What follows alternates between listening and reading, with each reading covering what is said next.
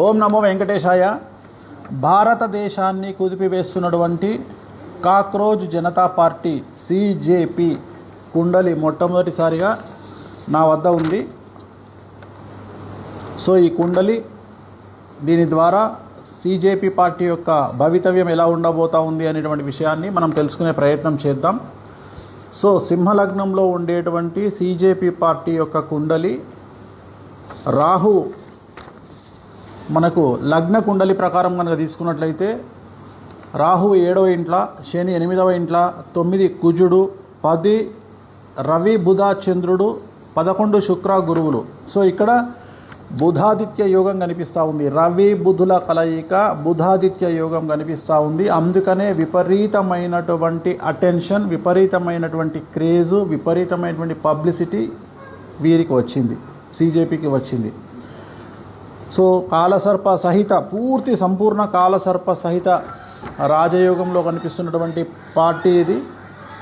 So 2026 అంటే ఈ సంవత్సరం అక్టోబర్ 31 వరకు దశాచిత్రం ప్రకారంగా వీళ్లకు విపరీతమైనటువంటి క్రేజ్ ఉండే అవకాశం ఉంది. సో తదుపరి మరి ఒక రకమైనటువంటి క్రేజ్ వీళ్ళకు వచ్చేటువంటి అవకాశం కనిపిస్తూ ఉంది. ఒకవేళ రాశి చక్రాన్ని కనుక పరిశీలించినట్లయితే ముఖ్యంగా రాశి చక్రంలో 10వ ఇంట్లో రాహువు అనేటువంటిది చాలా విపరీత రాజయోగాన్ని సూచిస్తూ ఉన్నాడు. సో ఎంత రాజయోగం అంటే వీళ్లను అణిచివేయాలని చూస్తే రివర్స్ అవుతుంది వ్యవహారం. అందుకని వీళ్లను చాలా పద్ధతిగా అంటే కామ్గా వీళ్ళని సైలెంట్ చేయడానికి ప్రయత్నం చేయాలి. కానీ వీళ్ళతోని ఒక యుద్ధకరమైనటువంటి వాతావరణంలో వీళ్ళని హ్యాండిల్ చేయడం కష్టం. వీళ్ళను ఏమంటారు, ప్రేమతో లాలించవచ్చు, కానీ వీళ్ళను అగ్రెసివ్గా హ్యాండిల్ చేయలేం. కారణం రాశి చక్రంలో రాహు 10వ ఇంట్లో ఉన్నాడు, శని 11వ ఇంట్లో ఉన్నాడు, 12వ ఇంట్లో కుజుడు ఉన్నాడు. సో కుజుడు 12వ ఇంట్లో ఉంటే ఏమవుతుంది బేసిక్గా అంటే ఎక్కువగా యాంగ్జైటీ ఉంటుంది. అంటే ఏమంటారు, ఒక రకమైనటువంటి టెంపర్తనం అంటాం కదా, అంటే తొందరపాటు, వీళ్ళల్లో కొద్దిగా తొందరపాటు ఎక్కువగా ఉండే అవకాశం ఉంది.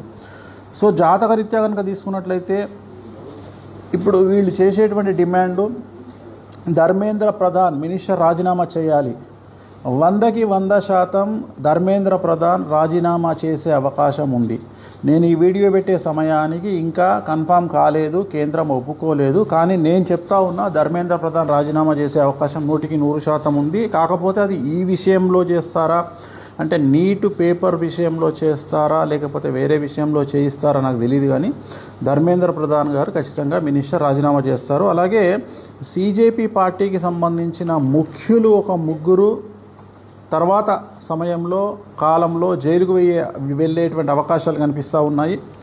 అలాగే ఈ పార్టీని కనుక తీసుకున్నట్లయితే ఈ సిజేపీ అనేటువంటి వ్యవస్థకు సంబంధించి ధర్మానికి, హిందూ ధర్మానికి, హిందూ శాస్త్రానికి కొద్దిగా వ్యతిరేకమైనటువంటి దిశలో వీళ్ళు వెళ్ళేటువంటి అవకాశం ఉంది. అంటే వీళ్ళు ధర్మము అనేటువంటి మాట పట్టించుకోకుండా కొద్దిగా డిఫరెంట్ స్టైల్లో వెళ్ళే అవకాశం ఉంది.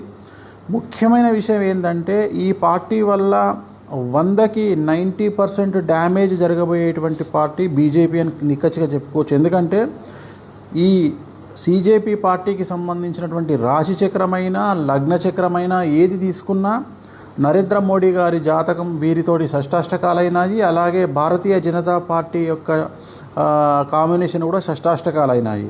సో దీనివల్ల చాలా ఎక్కువగా బీజేపీ పార్టీకి మాత్రమే సమస్యలు వచ్చేటువంటి అవకాశం ఉంది.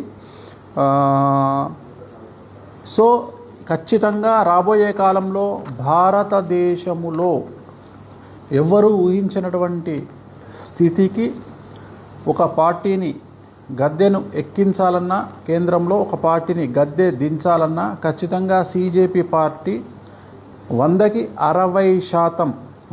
60% ఇన్ఫ్లుయెన్స్ చేయబోతుంది అని చెప్పడంలో ఎటువంటి అనుమానము లేదు. ఓం నమో వెంకటేశాయ.